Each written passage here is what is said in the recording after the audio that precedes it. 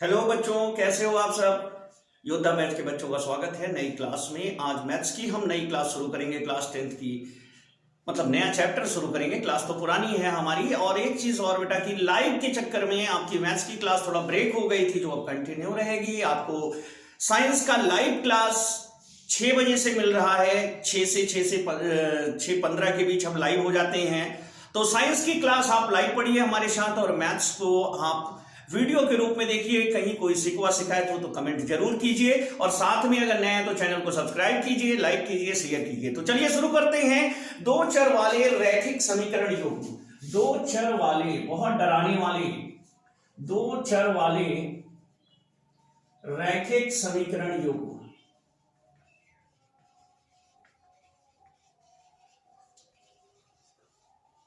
तो ये हमारा नया चैप्टर है, रैखिक समीकरण युग्म। और इसके पहले हमने पढ़ा था बहुपद। ठीक है, तो बहुपद के वीडियो ऑलरेडी चैनल पे मौजूद है, आप जाकर उसे देख सकते हैं। अब ये दूसरा चैप्टर हम शुरू करने चल रहे हैं। दूसरे चैप्टर में रैखिक समीकरण। देखिए, कुछ समस्याएं ऐसी होती हैं, अगर हम सोचते हैं कि मैथ्स हमारी जिंदगी से कैसे जुड़ी है, तो कभी कभी लगता है कि ये जो हम मैथ्स पढ़ते हैं ये किताबों में है और जिंदगी की मैथ्स तो अलग है। लेकिन नहीं बेटा, ये जिंदगी में ही जुड़ी हुई है। ठीक है, चलो, एक बच्ची जाती है दुकान पे, वो ये सामान खरीदने के लिए जाती है, किताब की दुकान पे पहुंचती है और वहां खरीदती है वो पेंसिल और कटर, पेंसिल और कटर, शॉर्पनर। ठीक है, अब यहां पर वो पेंसिल और शॉर्पनर खरीदती है, लेकिन हमें क्वांटिटी नहीं पता है। उसने कुल खर्च किए 20 रुपए। ठीक है, कुल कितने खर्च किए? 20 रुपए खर्च किए। और उसने दो कटर पर, दो शॉर्पनर पर एक पेंसिल खरीदी। माने अगर उसने दो शॉर्पनर लिए हैं तो दो शॉर्पनर, एक पेंसिल के लिए दो शॉर्पनर उसने खरीदे। ठीक है, क्योंकि उसके जो घर में छोटे भाई बहन थे उनके पास शॉर्पनर नहीं था, पेंसिल थी। और कुछ भाइयों के पास पेंसिल भी नहीं थी, शॉर्पनर भी नहीं थी। तो उसने अपने घर के बच्चों के लिए ये सामान खरीदा, कुल 20 रुपए उसने खर्च किया। अब यहां पर जो पेंसिल का कीमत थी, मूल्य था पेंसिल का, वो था 4 रुपए, और शॉर्पनर का यानी कटर का मूल्य 2 रुपए था। अब कुछ इस तरीके से सवाल आपको बताई जाती है कि कोई बच्ची दुकान पर जाती है और किताब की दुकान से दो सामान खरीदती है, पेंसिल और कटर। इसके लिए वो कुल 20 रुपए दुकानदार को देती है, और उसने एक पेंसिल के साथ दो कटर खरीदा है, और पेंसिल का दाम 4 रुपए है, कटर का मूल्य 2 रुपए है। तो पेंसिल और कटर की संख्या बताइए, है ना। इस तरीके की जो प्रॉब्लम्स होती हैं, जो समस्या होती हैं, उन्हें हम रैखिक समीकरणों द्वारा पता लगाते हैं। तो इसके लिए दो शर्तें होना आवश्यक है, क्योंकि यहां पे दो चर है। बहुपद में मैंने बताया था कि किसी भी बहुपद के उतने शून्यांक होंगे जितनी उनमें घात होगी। तो दो चर या तीन चर के जितने भी रैखिक समीकरण होंगे, रैखिक समीकरण मतलब सबकी घात एक ही रहेगी। एक घात वाले सिर्फ रेखा बनाते हैं। कैसे बनाते हैं हम लोग आगे देखेंगे वीडियो में। तो रेखा बनाते हैं। अब यहां रेखा गणित भी जुड़ रही है, अंक गणित भी जुड़ रही है, बीज गणित भी जुड़ रही है। ये समागम है, इसलिए हमारे छोटे छोटे योद्धाओं को यह समझ में नहीं आता कि कैसे युद्ध लड़े। तो सबसे पहली चीज है कि इन्हें समस्या के रूप में कैसे हम गणित, इसको हम गणित कैसे बनाएं, इसको हम गणित कैसे बनाएं। ऐसी भी समस्या आ जाती है, आपको दी गई है, बच्चे समीकरण बना करके हल करें। तो आप कैसे बनाएंगे समीकरण? तो पहला चीज है, जो टॉपिक है, टॉपिक का अर्थ समझते हैं। दो चर मतलब यहां पर दो अक्षर होंगे, दो अक्षर होंगे, दो टाइप के अक्षर होंगे। जैसे अभी बहुपद में था, एक टाइप का चर था, चाहे x हो, y हो, t हो, p हो, q हो, कुछ भी हो, काका गागा हो।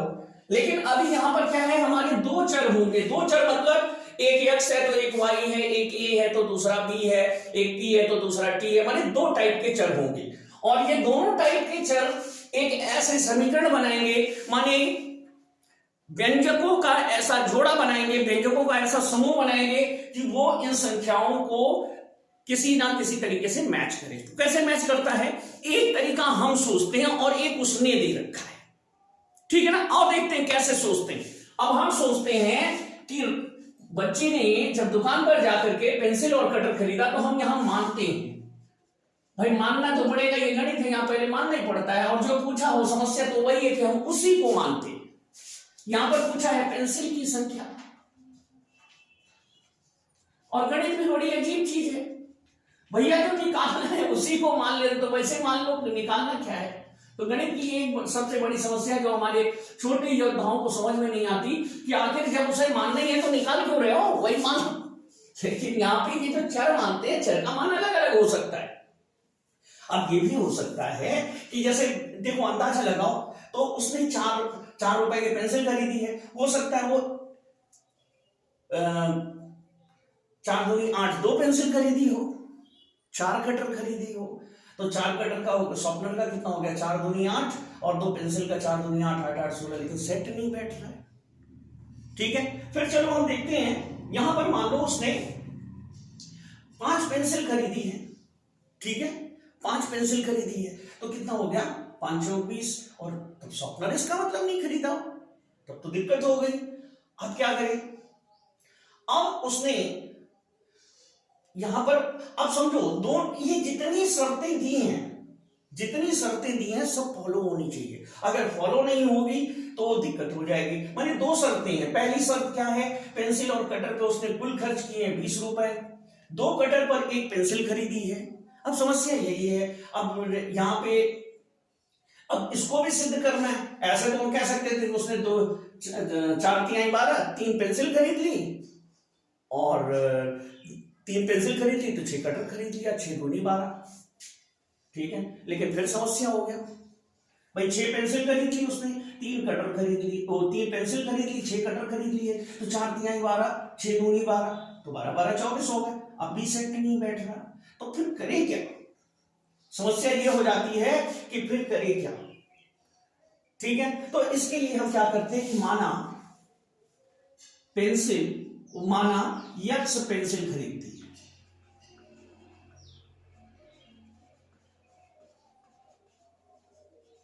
ठीक है, और वह वाई कटर खरीदती है।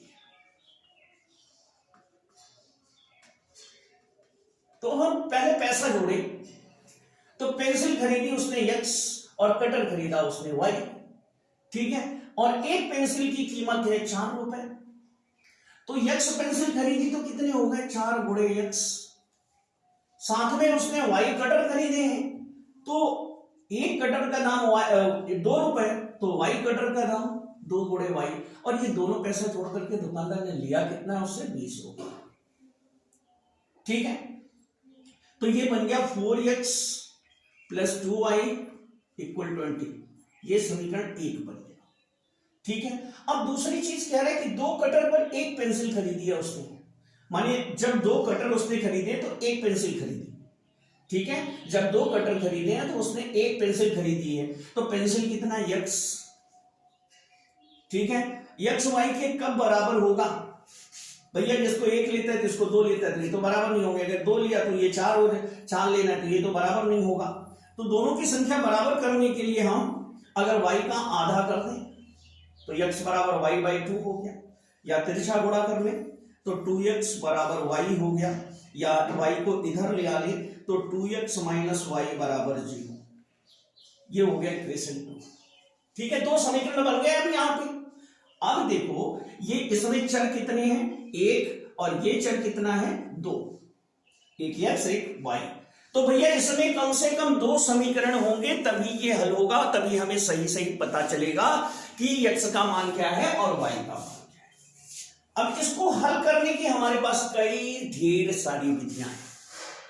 पहला है ग्राफी विधि, जैसे बहुपद में था, दूसरा है विलोपन विधि, तीसरा है प्रतिस्थापन विधि, चौथा है वज्र गुणन विधि।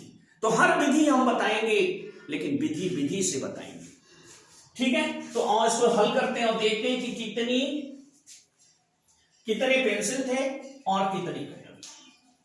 ठीक है, तो कभी कभी क्या होता है, मान जो है वो दशमलव में आ जाता है।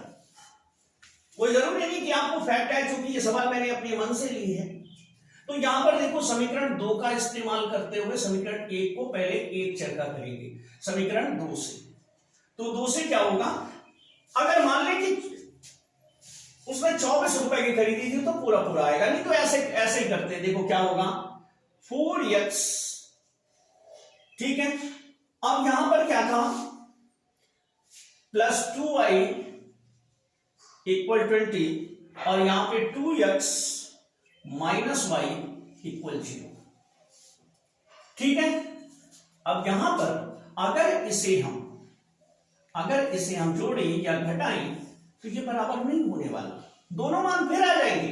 हमें एक को हटाना है हर हाल में, चाहे जैसे हटा लो भैया। ठीक है, तो चलो प्रतिस्थापन यूज करते हैं। y बराबर कितना 2x। ठीक है, तो यहां पे रख दो, इसको हटा दो। अब यहां लिखो समीकरण 2 से y बराबर 2x एक में रखने पर रख देते हैं 4x प्लस, अब यहां पे 2 गुणे y का मान कितना है 2x, तो यहां रख दो भैया 2x बराबर 20। तो ये क्या हो गया 4x प्लस 4x बराबर 20। अब जुड़ के हो गया 8x बराबर 20, x बराबर 20/8। ठीक है, अब यहां पर 2 चौके 8, 2 दहमा 20, 2 दूनी 4, 2 पंचे 10, 5/2।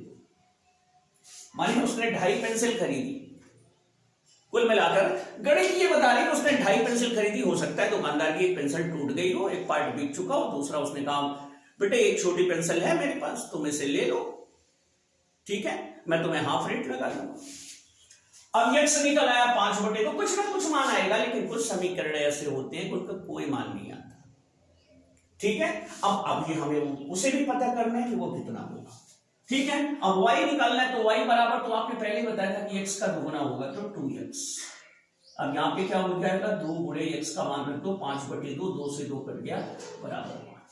उसने 5 स्वप्नल खरीदे। ठीक है, चलो ये हो गया। एक और देखते हैं। तो ऐसे समीकरण बनते हैं और इसको इसी तरीके से हल करते हैं। यहां पर जिस विधि का उपयोग किया था इसको कहते हैं प्रतिस्थापन, माने दूसरे चर को हटाने के लिए पहले चर का इस्तेमाल करते हैं।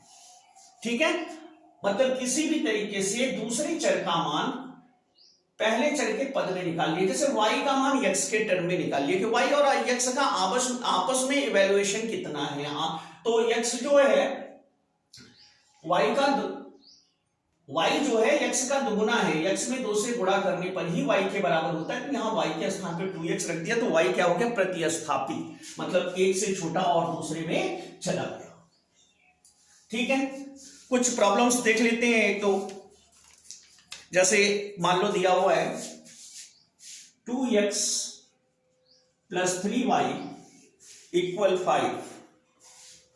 इक्वेशन फर्स्ट है, मानी पहला समीकरण इसने दे रखा है। दूसरा है x माइनस 2y माइनस 3 बराबर 0। ठीक है, अब इसे कह रहा है कि इसे हल करो। तो यहां पर देखो, अगर ये दोनों समीकरण दो अलग अलग रेखा प्रकट करते हैं। अब रेखा कैसे प्रकट करते हैं इसको तो ग्राफ पर दिखाया जा सकता है। अभी हम सिंपली इसको सॉल्व करते हैं, ग्राफ वाला नेक्स्ट वीडियो में होगा। तो जैसे 2x प्लस 3y इक्वल 5। अब इसमें क्या करो, चर को उधर कर लो या इधर कर लो, लेकिन दोनों को एक सिस्टम में रखो। अगर इसका अंक दूसरी तरफ नहीं है और इसका दूसरी तरफ है, तो या तो इसको इधर कर लो या फिर इसको इधर कर दो, दोनों एक जैसे दिखे। तो मान लो इसको हम ऐसे लिख देते हैं x माइनस 2y बराबर 3। ठीक है, अब इसमें क्रिया वही करनी है, एक चर आपको किसी भी तरीके से गायब करना है। तो कैसे गायब करें, तो अभी मैंने प्रतिस्थापन का यूज किया था, अब हम यहां पे विलोपन का यूज करेंगे। ठीक है, तो जैसे देखो x minus 2y equal 3 sorry. अब दोनों को हमें इस तरीके से बनाना है, इस तरीके से बनाना है कि दोनों में से एक संख्या घट जाए, चाहे जोड़ने पर चाहे घटाने पर। चिन्ह विपरीत है तो बीजगणित में जोड़ने पर घट भी जाता है और चिन्ह समान है तो घटाओ तो जोड़ भी जाता है। ठीक है, अब यहां पर देखो, लेकिन घटाने के लिए 2x है, ये x है, अगर घटाओगे तो 1x आ जाएगा और ये प्लस हो जाएगा 5y बराबर 8। तो घटाना अभी उचित नहीं है। अब इसमें देखो इन दोनों के एक ऋण एक धन है, या इसमें x 1 है y 2 है, तो चाहे इसके गुणांक से इसमें गुणा कर दो और इसके गुणांक से इसमें गुणा कर दो, सब में या फिर इसके गुणांक से इसमें गुणा कर दो, इसके गुणांक से इसमें गुणा कर दो। चलो हम मान लो इन्हीं दोनों को ले लेते हैं। वैसे इनको लेना ज्यादा आसान था, क्यों बताएंगे। अब इसमें गुणा करेंगे कितने से, 2 से, और इसमें केवल अंक लेना है बस, इसमें गुणा करेंगे 3 से। एक ही चर के गुणांकों को परस्पर उल्टा करके गुणा कर देते हैं। अब इसमें गुणा करेंगे तो ये हो जाएगा 4x धन 6y बराबर 10, और इसमें गुणा करेंगे तो ये हो जाएगा 3x माइनस 6y बराबर 9। अब देखो यहां पर घटाने की जरूरत नहीं है, तो यहां जोड़ेंगे तो जो बराबर हुआ है वो अपने आप कट जाएगा, एक प्लस है एक माइनस है, तो यहां पे लिखेंगे जोड़ने पर। हालांकि ये भी हम अलग से भी आपको दिखाएंगे, ये कट गया, ठीक है। ये हो गया 4 3 7x, ठीक है, और ये हो गया 10 9 19, ठीक है। तो x बराबर आ गया 19/7। अब ये मान आप पहले में या दूसरे में रख सकते हैं, किसी में भी रख दीजिए, ठीक है, किसी में भी रख दीजिए, ये आपकी मर्जी है कि आप किस में रखते हैं, ठीक है। अब दूसरा तरीका देखो, अगर आप यहां पर ये चाहते कि हम इसको बराबर करें तो आप इसमें केवल 2 से गुणा करते, इसमें 1 से गुणा करते, क्योंकि इसमें 1 था तो ये सेम रह जाता, कोई कुछ नहीं बदलता, ठीक है। और इसमें 2 से गुणा करते तो यहां पे हो जाता 2x माइनस 4y बराबर 6, ठीक है। तो ये कैंसिल हो जाता, और यहां पे ये माइनस 4y था तो आप इसको घटाते, क्योंकि इनके चिन्ह समान थे, इन्हें जोड़े क्योंकि इनके चिन्ह विपरीत हैं। विलोपन विधि में अगर चिन्ह विपरीत है तो जोड़ते हैं जो बराबर हो उनके लिए, ठीक है। जो बराबर किया है आपने, जिनके गुणांक बराबर किए, चाहे x का बराबर किया हो चाहे y का बराबर किया हो, जिसका बराबर किए हो उसका चिन्ह अगर विपरीत है तो उन्हें जोड़ देते हैं, और उसका चिन्ह अगर समान है जैसे इसमें है तो घटा देंगे, ठीक है। अब यहां पर कितना आ जाता, यहां तो 5 ही रहता और यहां 2 से गुणा करते तो 6, अब घटा रहे थे तो 5 में से 6 गए, -1 आएगा, ठीक है। अब -1 आ गया और यहां पे 4y में से 1y घटता, -y आ गया, ठीक है। चलो आगे करते हैं। अब x का मान 2 में रखने पर, 2 कौन सा है, ये वाला है, रख दो। तो x का मान कितना है, 19/7 माइनस 2y माइनस 3 बराबर 6। 3 को इसके साथ ले लो, 19/7 माइनस 3 माइनस 2y बराबर 6। ये हो गया 7 3 21 माइनस 21, 19/7 बराबर 2y। 2y उधर लेके चले जाओ, 19 में से 21 में से 19 घट गया, बचा 2 माइनस 2/7 बराबर 2y। तो 2 से 2 कट गया, y बराबर -1/7। अब आगे देखो, अब यहां पे तो ये निकल आया। अब इसको पूरे बीजगणितीय टर्म में अगर हम लिखने की कोशिश करें तो ये जो संख्याएं लिखी जाती हैं इन्हें भी कुछ कांस्टेंट बीजगणितीय पदों के रूप में लिखते हैं। जैसे आइए देखते हैं,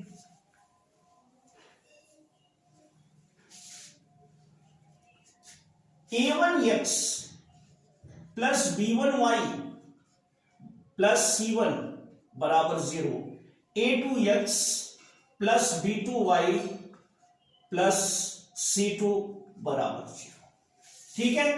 यहां पर a1 b1 c1 वो संख्याएं हैं, जैसे 2 3 4 5 कुछ भी रख सकते हो, -1 -2 कुछ भी मान सकते हो। तो यहां पर कुछ, तभी मैंने कहा था कि ऐसे समीकरण होते हैं जो हल ही नहीं होते, किसी भी तरीके से उन्हें हल कीजिए। तो उनकी पहचान बता रहे, उनकी लक्षण बता रहे। अगर ये गुणांक आप बगल वाले देखें और इनकी तुलना करें, a1/a2 बराबर नहीं हो b1/b2 के, बराबर नहीं हो c1/c2, ठीक है, तो इनके एक अद्वितीय हल होगा।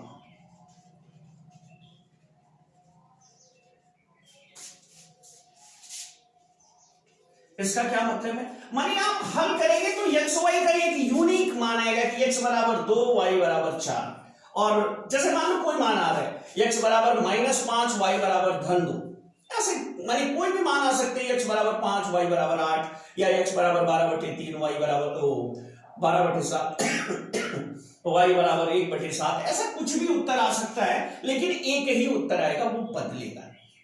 दूसरा होता है a1/a2 बराबर b1/b2 बराबर c1/c2।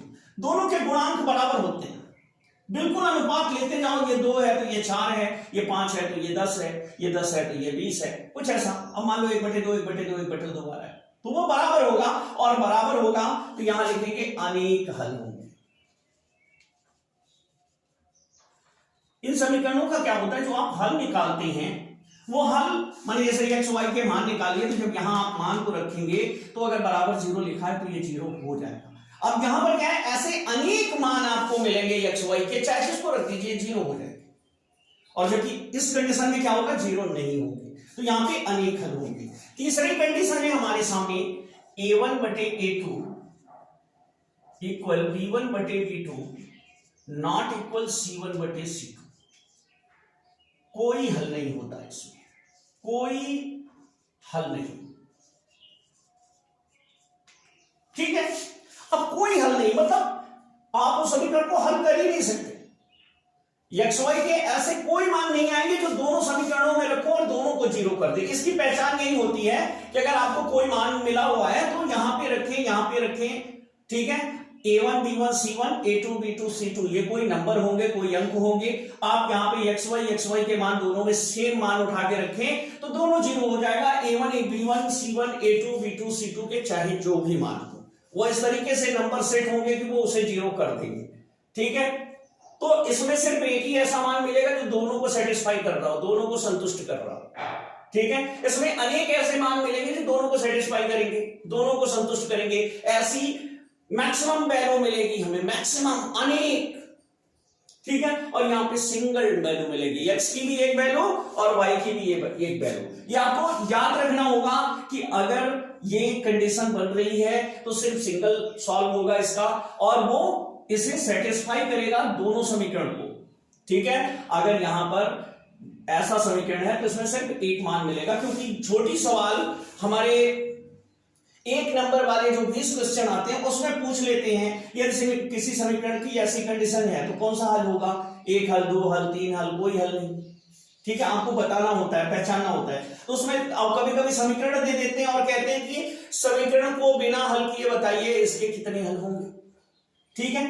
तो दूसरी कंडीशन ये है अगर बराबर रहे तो अनेक हल होंगे। ऐसा क्यों हो रहा है नेक्स्ट वीडियो में हम बताएंगे जब ग्राफ विधि आपको समझाने लगेंगे, ठीक है। तीसरे में कोई हल नहीं, जब a1/a2 b1/b2 तो बराबर आए लेकिन c1/c2 बराबर ना आए, ठीक है। तीनों बराबर अगर नहीं होते हैं तो बढ़िया है, एक हल मिलेगा। अगर तीनों बराबर होते हैं तो अनेक हल मिलेगा, और अगर दो बराबर हैं मतलब x y के जो गुणांक है, x पहले वाले समीकरण के x का गुणांक बटे दूसरे वाले समीकरण के x का गुणांक। अब जिसको पहला मान लो, जिसको दूसरा मान लो, तुम्हारी मर्जी पे, इस पे कोई, अब मेरे सवाल को हल करने पे अनुपात 1/2 1/2 1/2 आ रहा है और तुम्हारे हल करने पे 2 2 2 आ रहा है, तो कोई दिक्कत नहीं है। तुमने दूसरे वाले को पहला मान लिया होगा, पहले वाले को दूसरा मान लिया होगा, बस इतना ही डिफरेंस होगा, लेकिन कंडीशन यही बनेगी, बराबर ही आएगा, ठीक है। और अगर बराबर नहीं आना है तो तुम यहां पे हमारा 2/5 2/5 2/5 आ रहा है, तो हमारा 5/2 5/2 5/2 आएगा, ठीक है। और अगर बराबर नहीं है तो मेरे में 1/2 3/4, तो तुम्हारे में 2/1 माने 2, और यहाँ पे 3/4 था तो 4/3, यहाँ पे 5/7 था तो तुम्हारा 7/5, ऐसा है। बस माने मान उलट के आएगा। और यहां पर शुरू में x पहले वाले समीकरण के x का गुणांक दूसरे के बराबर, दूसरे के गुणांक का जो अनुपात है y के भी गुणांकों का वही अनुपात मिल जाए, पहले के y के गुणांक बटे दूसरे के y के गुणांक। अब चाहे जिसको पहला मानो चाहे जिसको दूसरा मानो, बराबर c1/c2 के बराबर ना हो, ठीक है। अब जैसे देखो हम क्वेश्चन देखते हैं, 2x plus 3y equal 9, 4x plus 8y equal 11, ठीक है। तो अब देखो a1 2 है, a2 4 है, b1 3 है और B2 8 है। देखो उसने यहाँ A1 B1 लिखा था, यहाँ C1 लिखा है, तो इसको सबको बाईं ओर कर लेना चाहिए, आपको ज्यादा बेटर होगा। तो बाईं ओर लाएंगे तो माइनस हो जाएगा बराबर 0, और ये क्या है C1 -9 और C2 -11। अगर दाईं ओर है तो सबका दाईं ओर रखो, कोई दिक्कत नहीं है। अब A1 बटे A2 कितना आया 2/4, और सरल कर ले तो 1/2। अब B1 बटे B2 कितना आ रहा है यहाँ पे 3/8, ये सरल ही नहीं होगा। C1 बटे C2 आ रहा है -9/11, -11, तो माइनस से माइनस कट गया, C1 बटे C2 आया 9/11। अब यहां पर क्या है, यहां पर केवल एक हल होगा भैया, अनेक हल नहीं होंगे, क्योंकि यहां पे जो कंडीशन बन रही है वो है A1 बटे A2 नॉट इक्वल B1 बटे B2 नॉट इक्वल C1 बटे C2। ठीक है, अब यहां लिखेंगे एक हल होगा, ऐसे चेक कर लेते हैं, एक हल होगा। कभी कभी ऐसे दे देता है समीकरण, आपको पहचानना होता है, आपने बस पहलू लिए तुरंत चेक कर लिए, और कभी कभी ऐसे दे देता है, आपसे पूछ लेगा एक हल होगा। ठीक है, और ये से संगत समीकरण कहते हैं, जिसका हल निकल आता है उसे संगत समीकरण कहते हैं, संगत समीकरण। ठीक है, जिनके हल निकलते हैं संगत समीकरण। संगत माने एक दूसरे के साथ बैठा ले गए, एक दूसरे के साथ अपनी अंडरस्टैंडिंग शेयर कर ले रहे हैं, एक दूसरे के साथ खुश हैं, एक दूसरे के साथ एडजस्ट हो सकते हैं, क्योंकि एक मान उनके लिए भी वही है और उनके लिए भी वही है। दोनों समीकरणों के दो मान हैं, एक x और एक y, वो दोनों के लिए सेम है, तो इन्हें कहेंगे संगत समीकरण है। ठीक है, अब एक दूसरी इक्वेशन लेते हैं। ऐसा क्यों होता है ये नेक्स्ट वीडियो में हम आपको बताएंगे, तो लगातार वीडियो से जुड़ते रहिए। आप लोग देखिए, आपको आखिरी मुकाम तक पहुंचाएंगे, बहुत लंबा सफर है, और 10th के मुहाने तक आपको ले चलेंगे और बहुत ही अच्छे नंबरों से पास कराएंगे। अभी 6 बजे से 6:15 के बीच हमारी लाइव क्लास होगी साइंस की, उसे भी आप देखिए। अब जैसे मान लीजिए 3x + 5y - 10 = 0, और यहां पे है 6x + 10y - 20 = 0।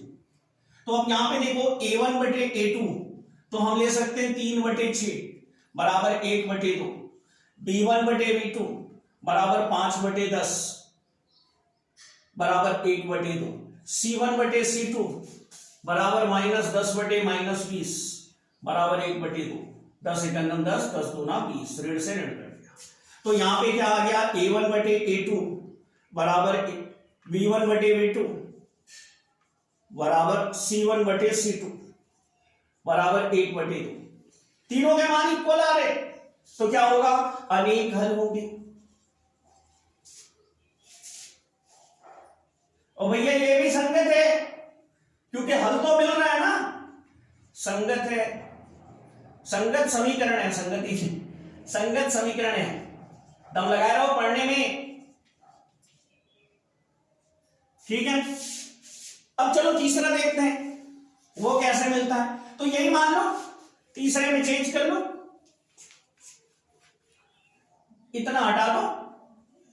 अब देखो मान लो हो जाता है यहां पे -5 + 3 तो +8 ले लो बराबर 0 बराबर 0। अब A1 बटे A2 बराबर 3/6 बराबर 1/2, B1 बटे B2 बराबर 5/10, 5 × 5, 5 दूनी 10, 1/2। ठीक है, और यहां पे आ गया C1 बटे C2 बराबर -5/8।